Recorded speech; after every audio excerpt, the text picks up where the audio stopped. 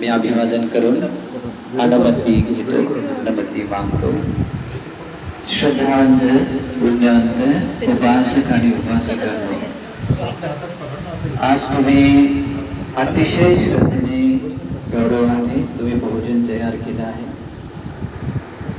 भोजन तुम्ही भगवान बुद्धांच्या श्रावक संघाला उद्देशून तयार केला आहे. म्हणजे संघाप्रतीची श्रद्धा अगोदरच होती आणि त्यानंतर श्रद्धेनेच तुम्ही हे दान दिलं आहे, भिक्षू संघाला दान दिलं आहे.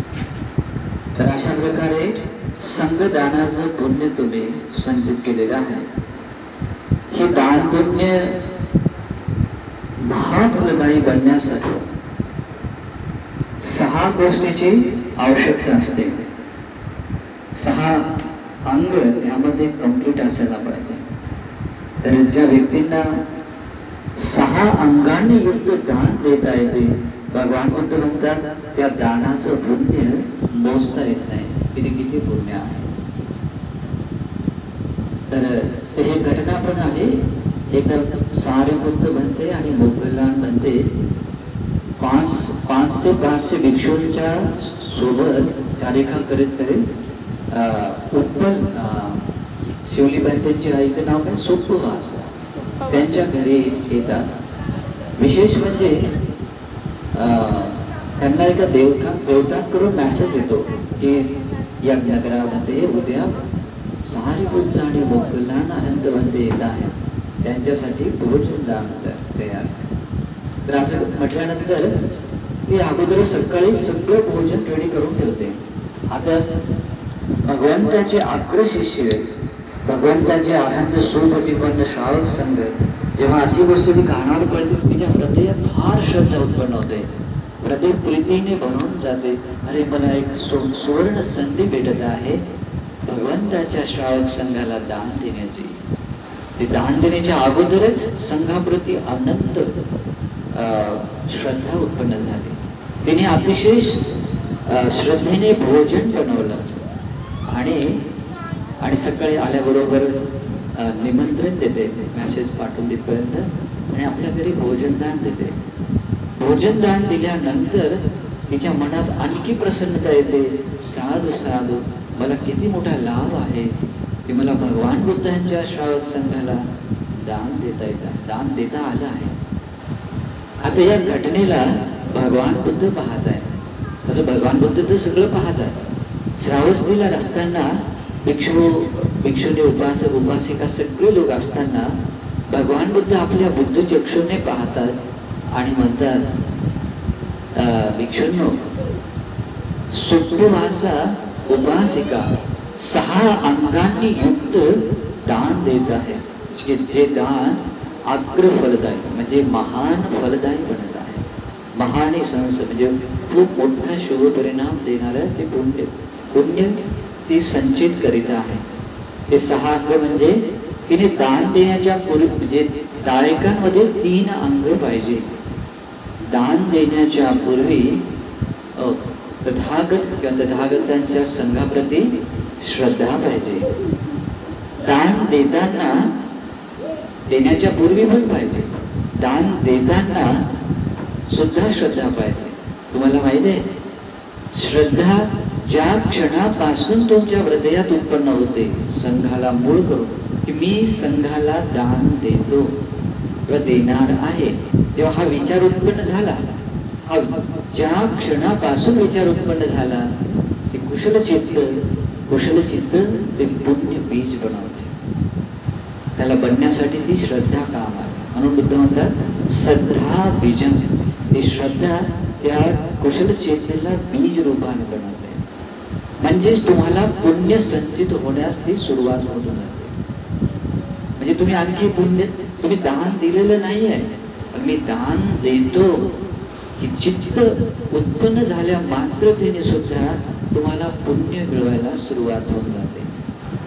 आणि भगवान बुद्ध म्हणतात की दान देताना सुद्धा ज्यांच्या हृदयात श्रद्धा राहते आणि भगवंताचे श्रावक श्रद्धेनेच दान देतात, त्यांच्या स्वाभाविक लक्षणापैकी लक्षण असतात की ते दान देताना श्रद्धेनेच देतात. आणि भगवान बुद्धांनी सुद्धा अनुशासन केलेलं आहे, दानं ददंतु सत्ताय, दान हे श्रद्धेनेच दिलं पाहिजे, नाही का.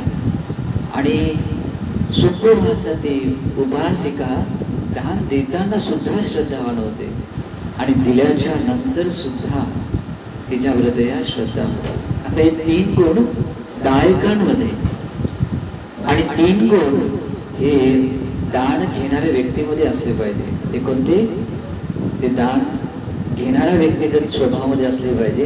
एक तर ती व्यक्ती राग द्वेष मोहातून ते मुक्त असलेले पाहिजे, किंवा ते राग द्वेष मोहातून मुक्त होण्याच्या मार्गावर असले पाहिजे, म्हणजे सुपटिपन्न असले पाहिजे. आणि सुपटिपन्न भगवान बुद्धांचा श्रावक संघच असतो. आणि म्हणूनच हे 6 अंग जे असतात ते फक्त आणि फक्त बुद्ध शासनामध्येच परिपूर्ण होतात. म्हणजे या प्रकारचं पुण्य आपल्याला फक्त बुद्ध शासनामध्येच मिळवता येते, नाही का. तर भगवान बुद्ध तिथे सांगतात की तिने असं पुण्य संचित केलं आहे 6 अंगाने युक्त, की ज्या पुण्याची गणना संख्येमध्ये केल्या जाऊ शकत नाही, एवढं पुण्य तिने कमावलेलं आहे. आपलं फार मोठं सौभाग्य आहे. भगवंताच्या परिनिर्वाणानंतर का होईना आजही आपल्याला या 6 अंगाने युक्त आपल्याला दान देता येते, दान देता येते. हे 6 अंग जर आजही, आज बुद्ध शासन आहे म्हणून 6 अंग जर कंप्लीट होत असतील तर आपल्याला सुद्धा त्या प्रकारचं पुण्य मिळते. म्हणून दान हे 3 ठिकाणी श्रद्धा ठेवून दिलं पाहिजे. कसं? दान देण्याच्या पूर्वी श्रद्धा पाहिजे, दान देताना सुद्धा श्रद्धा पाहिजे, आणि दिल्याच्या नंतर सुद्धा श्रद्धा पाहिजे. या 3 ठिकाणी श्रद्धा पाहिजे. आणि दान कसं दिलं पाहिजे? भगवंताच्या श्रावक संघाला दान दिलं पाहिजे. तेव्हा संघ सुपटिपन्न असल्यामुळे ते राग द्वेष मोहातून विमुक्त आहेत, किंवा राग द्वेष मोहातून विमुक्त होण्याच्या मार्गावर आहे. आणि म्हणून ते दान महाफलदायी बनते. पण इथे जर तुम्ही अशी गोष्ट तुम्ही म्हणजे संघ आपल्यामध्ये स्वातंत्र्य रूपाने महान असतो. बघा, तुम्हाला माहिती आहे महाप्रजापती गौतमी जेव्हा भगवान बुद्धांना 2 चिवर आपल्या हाताने स्वतः शिवून ती भगवंतासाठी आणते, त्यावेळेस ती म्हणते, भगवान माझ्यावर अनुकंपा करून या दानाचा स्वीकार करा. तर भगवान बुद्ध म्हणतात की गौतमी, तू हे भिक्षू संघाला दान कर. संघाला दान केलं तर ते मला पण मिळते आणि संघाला सुद्धा मिळते. म्हणजे या चिवराची जी पूजा आहे ती भगवंताची पण होते आणि संघाची सुद्धा होते. आणि म्हणून तू संघाला दान कर. आता तिला भगवंताविषयी जास्त प्रेम होतं. का माहिती आहे? कारण भगवंताला तिने लहानाचं मोठं केलेलं आहे. लहान म्हणजे स्वतःचं दूध पाजून आणि मोठं केलेलं आहे. स्वतःच्या मुलासारखं प्रेम देऊन त्यांनी मोठं केलं आहे.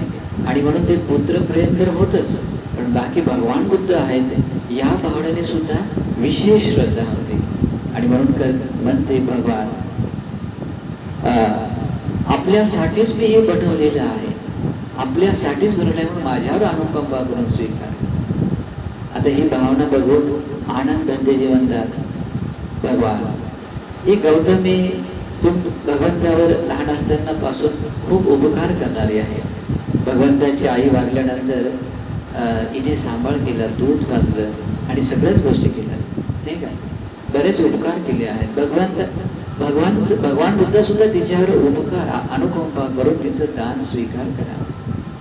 तर भगवान बुद्ध पुन्हा सांगतात की संघदानाचं काय महत्व असतं, नाही का. आणि त्याच्यानंतर ते संघाला ते वस्त्र दिल्या जातं समजून सांगितल्याच्या नंतर. तर अशीच गोष्ट असते. आणि म्हणूनही आपण हे दान संघाला उद्देशून दिलं पाहिजे. 2, 4, 5 बनतेला म्हणून नाही. तुम्हाला दुसरी एक घटना सांगतो. मला वाटते श्रावस्तीमध्ये घटना आहे. 2 बहिणी होत्या. ते तरुण वयामध्ये लग्न झालं आणि एका ठिकाणी राहत होत्या. त्या ठिकाणी मोठी बहीण होती, तर ते नेहमी कधी कधी 40 बनते, 50 बनते, 100 बनते, कधी कधी 200 बनते, अशा बनतेंना ती दान देते नेहमीच. आणि त्याची छोटी बहीण होती, भद्रा आणि सुभद्रा असं नाव होतं दोघांचं. तर त्याची छोटी बहीण होती, तर ती दररोज फक्त 8 बनतेला भोजन दान देत होती. 8 बनते. पण ज्या 8 बनतेला दान देत होती, त्या 8 बनतेमध्ये एक बनते जी होते रेवत नावाची, छोटे 7 वर्षाचे बनतेचे, 7 वर्षाचे पण अरहंत बनतेचे, साधारण नव्हते. तर त्या 8 बनतेला ती भोजन देत होते. पण रेवत बनतेची त्या उपासिकेला म्हणतात, उपासिके तू असं समजू नको की फक्त तू 8च बनतेला भोजन दान देत आहेस.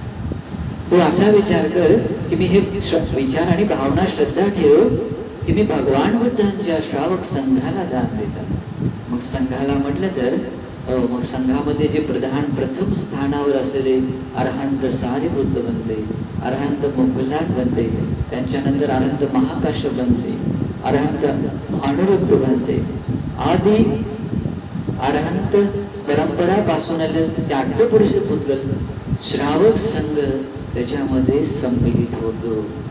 आणि ते संघाला दिलेले दान महाफलदायी होते. आता बघा, बनतेचं अनुशासन तिला मिळाल्यानंतर ती तशाच प्रकारे श्रद्धा ठेवते. ती फक्त 8 बनतेला भोजन दान देत नाही, ते दान देते मी भगवान बुद्धांच्या श्रावक संघाला दान देत आहे. भिक्खू संघस्य देव, मी भगवान बुद्धांच्या श्रावक संघाला दान देत आहे, अशी श्रद्धा ठेवून दान देते. आणि आश्चर्यमय गोष्ट ही होते की तिच्या जीवनामध्ये पुण्य अनंत अनंत पुण्य तिला मिळते. आणि मग कालांतराने जी मोठी बहीण होती ती मृत्यूला प्राप्त झाल्यानंतर 33 देवलोकामध्ये उत्पन्न होते. आणि छोटी बहीण ही निम्मानरती परनिमित्वश्वरती म्हणजे त्याच्या वरच्या देवलोकामध्ये उत्पन्न होते. मला वाटते निम्मानरती देवलोकामध्ये.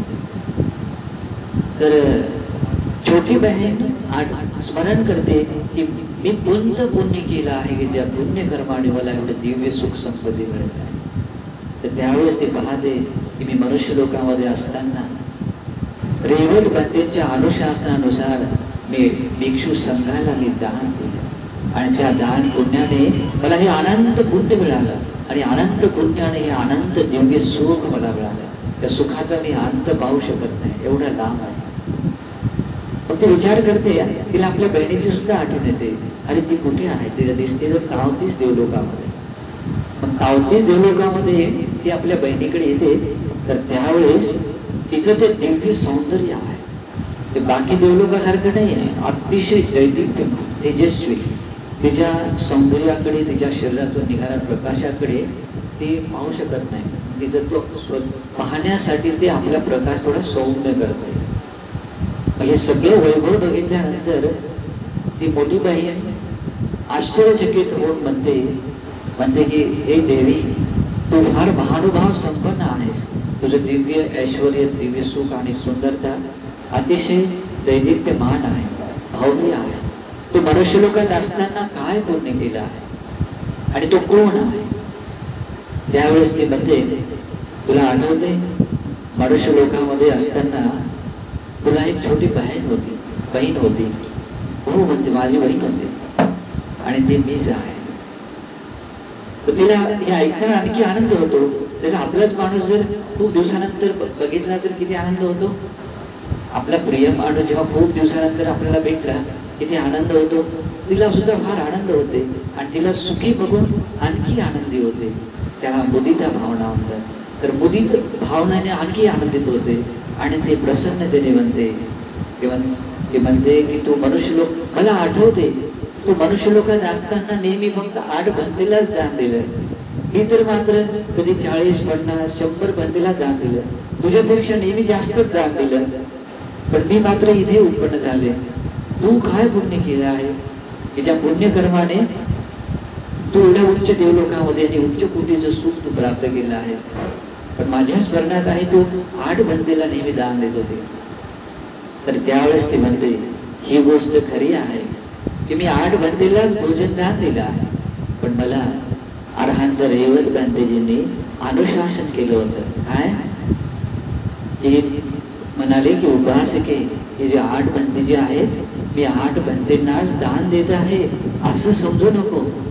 तो भगवान बुद्धांच्या श्रावक संघाला दान देत आहे अशी भावना, अशी श्रद्धा ठेवून दान कर. आणि मी त्याच पद्धतीने दान दिलं आणि त्याच्या स्वरूप पुण्य स्वरूपने अनंत पुण्य मिळवलं. कारण भगवंताचा श्रावक संघ अनंत गुणांनी युक्त आहे.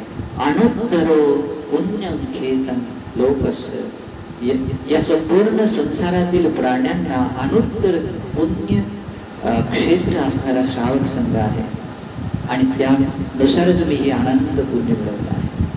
मग हे ऐकल्यानंतर त्याची बहीण फार प्रसन्न होते आणि त्याचं अनुमोदन करते. साधू साधू संघाला दान देणं किती मांगलिक आहे, किती मंगलमय आहे. आणि आज संघ आहे आणि संघाला दान दिलंच पाहिजे असं म्हणून ती दानाची आणखी प्रशंसा करते. तर या उपदेशामधून गोष्ट लक्षात ठेवायची आपण की आपल्याला सुद्धा दान देताना कधीच व्यक्तिविशेष देवने दिलं तर वाईट नाही आहे. औद्गलिक दान सुद्धा असते. औद्गलिक म्हणजे व्यक्तिगत, म्हणजे एका व्यक्तीला दान दिलं, समजा दुःशील दुराचारी पापी माणसाला दान दिलं तर 1000 गुणा फळ भेटते. एखाद्या शीलवान पण पृथकजन दुसऱ्या धर्मातील लोकांना दान दिलं तर 1,00,000 गुणा फळ भेटते. तुम्ही एकदा जेवण द्या, 1,00,000 गुणा फळ भेटते. आणि जर तुम्ही एखाद्या ऋषी मुनींना दान दिलं, जे गृहत्याग करणारे ऋषी मुनी आहेत, त्यांना 1,00,000 करोड गुणा फळ भेटते. किती? 1,00,000 करोड. किती मोठी संख्या आहे? 1 रुपया दिला 1,00,000 करोड. आधी उचलाय का? एक वेळचे जेवण द्या, तेवढ्या गुणा पण अधिक मिळते.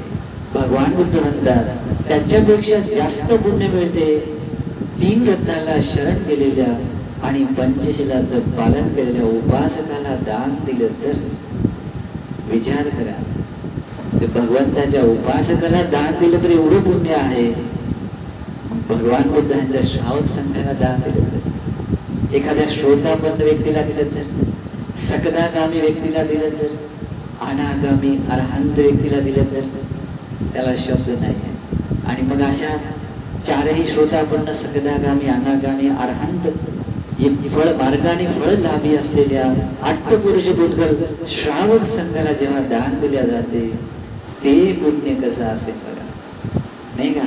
आणि म्हणूनही पुण्य कर्मावर विश्वास श्रद्धा ठेवून आपण त्या प्रकारे पुण्य केलं पाहिजे, नाही का? जेव्हा हा उपदेश ऐकला आणि पुन्हा आपण प्रमाद करू लागलो तर हे काही बरं नाही. म्हणून बुद्ध म्हणतात उत्तिठे नपमज्जेय.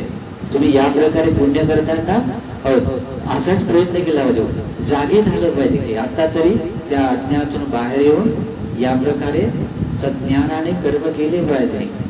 नपमज्जेय ते कर्म, ते कुशल कर्म, ते धम्म आचरण करण्यासाठी प्रमाद करू नये. नपमज्जेय धम्मं सुचरितं चरेन. सुचरित धर्माचं आपण आचरण केलं पाहिजे. धम्मचारी सुखं सेते. तुम्ही जर असं धर्म आचरण केला तर तुम्ही अतिशय सुखाने राहा. दिवस असो, रात्र असो, हे जीवन असो, दुसरं जीवन असो, तुम्ही तुमचं जीवन सुखमय बनवता, तुम्ही सुखाने राहता. अस्मिन् लोके परममिच धम्मचारी सुखं सेते अस्मिन् लोके परममिच.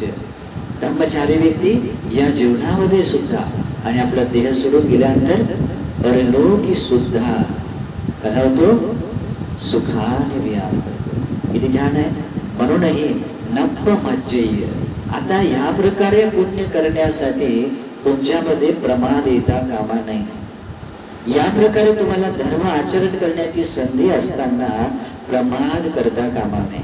भगवान बुद्धांचं शासन असताना, मनुष्याचा जन्म असताना तुम्ही जर धर्म आचरण करत नसाल तर ते प्रमाद आहे. आणि प्रमादी व्यक्ती फार मोठं नुकसान करून देतात. प्रमादी व्यक्ती आपल्याला मिळालेल्या खूप मोठ्या संधीला हातून गमावतात, नाही का? आणि प्रमादी व्यक्ती भगवंतांनी असं म्हटलेलं आहे, प्रमादो मज्जुनो पदम, नाही का?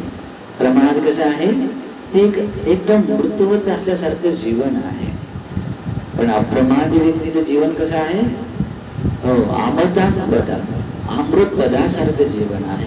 आणि म्हणूनही आपण अप्रमादाने धम्म आचरण केलं पाहिजे. पण भगवान बुद्ध हे म्हणतात, न तावता धम्म धरो यावता बहुभासती योच अपंपि सुत्वा धम्मं काळेन बसते. फक्त आपण काही बोलतो, एखादी गोष्ट दान दिलं पाहिजे, आपण बोललो किंवा आपल्या भगवंताची वंदना केली पाहिजे, धम्म श्रवण केलं पाहिजे, किंवा एखादी धम्माची गोष्ट पण सांगितली आपण, परंतु ती फक्त बोलले आहे. पण आपण ती जर आचरणात आणली नाही, तेवढ्या मात्रतेने कोणी धम्मधर होत नाही. जो व्यक्ती भगवंताच्या छोटा उपदेश का असेना, अपंपि सुत्वा, बुद्धांची भगवंताची वाणी थोडीशी का होईना ते ऐकून जो व्यक्ती आपल्या जीवनामध्ये उतरवतो, या जीवनामध्ये उतरवतो, तर भगवान बुद्ध काय म्हणतात, तोच व्यक्ती धम्मधर होतो. सवी धम्मधरो होती, तोच धम्मधर असतो, नाही का? आणि म्हणून हे आपल्याला धम्मधर बनलं पाहिजे, बनता आलं पाहिजे. आणि तुम्ही जर बनला नाही, धम्मधर बनला नाही, तर तुमचं जीवन कसं आहे, प्रमादी आहे, प्रमादी आहे. आणि प्रमादी व्यक्तीचे जीवन फार कष्टमय असते, फार दुःखमय असते. प्रमादी व्यक्तींच्या जीवनामध्ये चारही दुर्गती अपाय लोकांचं दुःख राहते.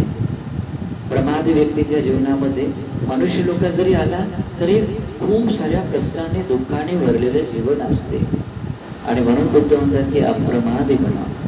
आणि जर तुम्ही आणखी जर परमार्थिक धर्मात अप्रमादी बनलात, तर मग तुम्ही निश्चित रूपाने आपल्या दुःखाचा अंत करणारे बनवू शकता. भगवान बुद्ध दुसऱ्या एका उपदेशात म्हणतात, यो इमस्मिन् धम्म विनये अपमत्तो विहसति. जो कोणी व्यक्ती या भगवंताच्या धम्म विनयामध्ये म्हणजे बुद्ध शासनामध्ये अप्रमादपूर्वक विहार करतो, अप्रमादपूर्वक धर्म आचरण करतो, पहाय जाती संसार दुःख संतं करिष्यति. आपल्या सगळ्या दुःखाचा अंत करून तो आपल्या जन्म मरण्याच्या फेऱ्यातून तो मुक्त होऊन जातो, नाही का? म्हणजे या जन्म आणि मृत्यूच्या या भवचक्रातून मुक्त होऊन तो सगळ्या दुःखाचा तो अंत करू शकतो. बघा, हे अप्रमादी जीवन काय देऊ शकते. मग असं सौभाग्य असताना आपण प्रमाद करू नये, प्रमाद करू नये. तुम्हाला जर दुःखाची भीती वाटते, तुम्हाला जर दुःख नकोस वाटते, तुम्हाला दुःख फार आपली वाटत आहे, तर भगवान बुद्ध म्हणतात या प्रकारे धम्म आचरण करा, धम्म आचरण करा. धम्म आचरण करणारा व्यक्ती सुखाने राहतो. धम्म सुचिन्ने सुख वाहते. जो व्यक्ती धर्मानुसार जीवन जगतो त्याच्या सोबत सुख पण राहते. सुख त्यापासून वेगळं राहत नाही. जर तुमच्या सोबत धर्म आहे तर धर्म जिथे आहे तिथे सुख आहे, जिथे पुण्य आहे तिथे सुख आहे. आणि म्हणून बुद्ध दुसऱ्या भाषेत म्हणजे गाथेत उपदेश सांगतात, सुखस्येतं भिक्खवे अधिवचनं यदिदं पुण्य. हे जे पुण्य कर्म आहे हे दुसरं तिसरं काही नसून सुख आहे, सुख आहे. मग ते मनुष्य लोकातलं मानवी सुख असो, देवता लोकातील दिव्य सुख असो, किंवा परम निर्वाण सुख असो, हे सुख आहे. याचं कारण आहे पुण्य आहे. आणि म्हणून आपण पुण्य केलं पाहिजे. पुण्य आपल्याला करण्याची संधी आहे. अनुत्तर पुण्य क्षेत्र आहे. भगवान बुद्धांसारखे सर्वश्रेष्ठ व्यक्ती आहे. आकस्मिक जगतं दान आगम पुण्यं भवति. आग्रह असणाऱ्या व्यक्तीला आपण जर दान दिलं तर जीवनामध्ये पुण्य सुद्धा आग्रह रूपानेच मिळत राहते, वाढत राहते. मग आग्रह व्यक्ती कोण आहेत? भगवान बुद्ध आहे. आज भगवान बुद्ध आहेत आपल्याला.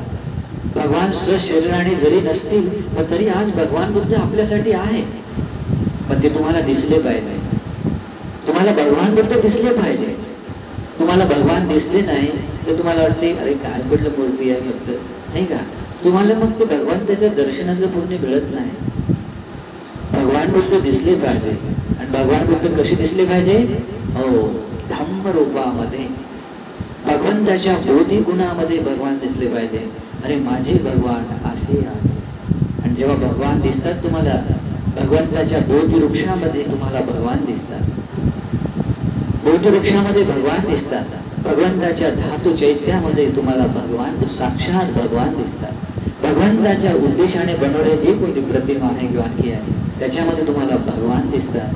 आणि तुम्ही समान श्रद्धेने मी साक्षात भगवंताच्या चरणावर डोकं ठेवून वंदन करीत आहे अशी भावना ठेवून वंदन करत आहे, पुण्य तुम्हाला अग्रच मिळणार. त्याच्या संबंधित दुसरी गाथा आहे, तिष्ठन्ते निभृते चापि समे चित्ते समं फलम्. त्याचा अर्थ होतो, भगवान बुद्ध जीवमान साक्षात असताना, जीवमान असताना असो अथवा त्यांच्या परिनिर्वाणानंतर असो, जो व्यक्ती त्या दोन्ही ठिकाणी समान श्रद्धा ठेवतो, म्हणजे परिनिर्वाणानंतर सुद्धा समान श्रद्धा ठेवतो की मी भगवंताला दान देत आहे, भगवंताला अभिवादन करत आहे, मी पाहताना भगवंताला पाहत आहे, मी दर्शनासाठी जाताना भगवंताच्या दर्शनासाठी जात आहे. जेव्हा तुम्ही घरून निघता बुद्ध विहारामध्ये, घरून पाय टाकताना विचार असला पाहिजे डोक्यात, काय? मी भगवंताच्या दर्शनासाठी जात आहे, भगवंताच्या सेवेसाठी जात आहे. आणि मग बघा ही श्रद्धा, ही भावना तुम्हाला किती महान पुण्य देते. भगवान काय म्हणतात? समे चित्ते समं फलम्. जर तुमची साक्षात जीवमान भगवान बुद्ध असताना जशी श्रद्धा आणि चेतना होती, तशीच चेतना जर भगवंताच्या परिनिर्वाणानंतर जरी असली तर पुण्य मात्र समान मिळते. हो, समं फलम्, समान पुण्य फळ मिळते. चेतो पनिती हेतुच सत्ता गच्छन्ति सुकृती. किती सुंदर गाथा आहे. चेतो पनिती हेतुच, त्याचा अर्थ होतो जे तुम्ही चित्तामध्ये म्हणजे चेतना उत्पन्न केली. चेतना कशी उत्पन्न होते? श्रद्धेने उत्पन्न होते. श्रद्धा जर तुमची अशी छोटीशी असेल, ठीक आहे भगवान बुद्ध आहेत, नाही ठीक आहे बंदेजी आहेत आपल्यासारखेच आहेत असं म्हणून तुम्ही फक्त श्रद्धा अशी साधारण ठेवली, एवढी छोटी छोटी, तुमची चेतना सुद्धा छोटी. चेतना छोटी तर पुण्य सुद्धा छोटं. ओके, तुम्हाला एक उदाहरण सांगतो. एक पायासी नावाचा राजा होता. एक कुमार काश्यपाकडून दमन झाल्यानंतर तो दान देऊ लागला. दररोज दान दिलं, पण त्याने मन नव्हतं ते दान द्यायचं, असंच दिलं त्या, नाही का?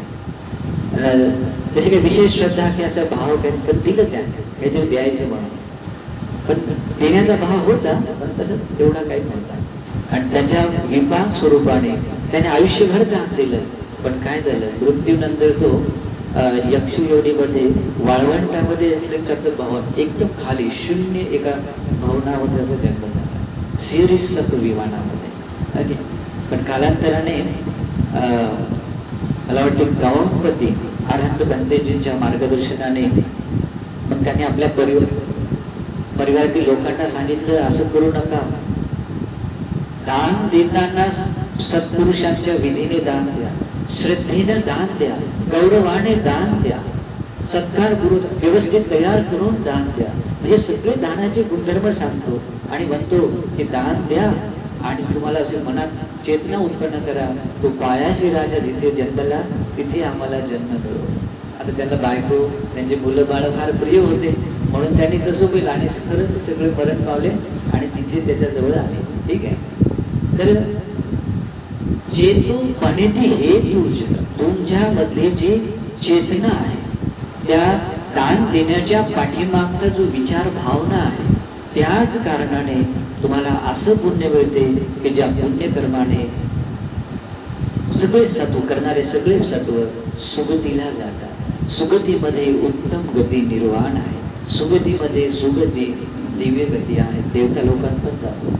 आणि म्हणूनही तुम्ही ही गोष्ट समजून घेतली पाहिजे. आज तुम्हाला काय भेटलं आहे, आज भगवंताच्या परिनिर्वाणानंतर का होईना पण ही संधी भेटली आहे, या संधीला गमावू नका.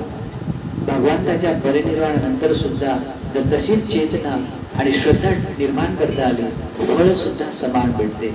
आणि तसंच आज सारीपुत्र अनंत बंदेची आधी नाही आहे, पण तुमच्यामध्ये जर श्रद्धा आहे, समान श्रद्धा आणि समान चेतना आहे, तर पुण्य तुम्हाला आजही समान मिळते. भगवंताच्या श्रावक संघाला दान देण्याचं साधन नाहीये. याला आपलं डोकं वापरा, आपली प्रज्ञा वापरा आणि प्रज्ञा वापरून काय केलं पाहिजे, कशा प्रकारचं पुण्य केलं पाहिजे. जर ते पुण्यकर्म नाही केलं, पुण्याच्या अभावाने माणूस फार दुःखी कष्टी राहतो. जसा एखादा माणूस वाळवंटाच्या मध्ये प्रवासाला निघाला आणि त्याच्याकडे पायात चप्पल नाही आहे, ऊन खूप लागत आहे, छत्री पण नाही आहे, तहान पण लागते, पण पाणी नाही आहे, जेवण नाही आहे, आणि अशा स्थितीमध्ये तो निघाला वाळवंटामध्ये. कशी यात्रा राहील त्याची? फार कष्टमय राहते. मग तशीच कष्टमय जीवन यात्रा तुमची बनवू शकते जर पुण्य नसेल तर. म्हणून पुण्य करा. भगवंताच्या परिनिर्वाणानंतर का होईना आपल्याला संधी भेटली. समे चित्ते समे फळ, समान चित्त चेतना भावना ठेवली तर फळ सुद्धा तसंच मिळते.